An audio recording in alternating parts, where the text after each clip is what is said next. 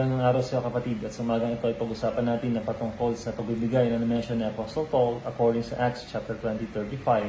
Yan siya po yung nakipag-usap sa mga elders ng Ephesians. Nabanggit po niya yung kataga ng ating Panginoong Jesus na that it is more blessed to give than to receive. Giving and receiving, ito po ay parehong forms ng blessings. But Jesus Christ emphasized, it is more blessed to give. Why? Because sa pagbibigay, hindi mo lang napapasaya yung binibigyan mo, kundi maging ikaw na nagbigay ay nakakaranas din ng kaligayahan sa iyong puso. Cheerfulness, no? Meron fulfillment.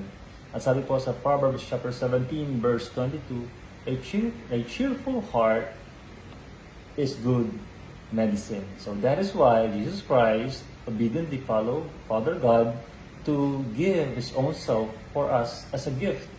Regalo sa humanity ng kagayon, tayo po'y magkaroon ng kaligtasan at magkaroon ng liwanag ang mundong ito mula sa kalangitan at walang iba kundi ang ating Panginoon Jesus. Manalangin po tayo. Ama namin Diyos, salamat po Lord God sa pagpapaalala sa amin na mas mainam, mas blessed ang magbigay kaysa sa tumatanggap. Marami rin po salamat sa panahon na ito na kami po'y dumadako na naman sa panahon ng pagbibigayan at masayang panahon na buwan upang i-celebrate ang iyong pagdating sa mundong ito. Sa iyo po ang papuri, pasasalamat at pagsamba. In Jesus' mighty name I pray. Amen.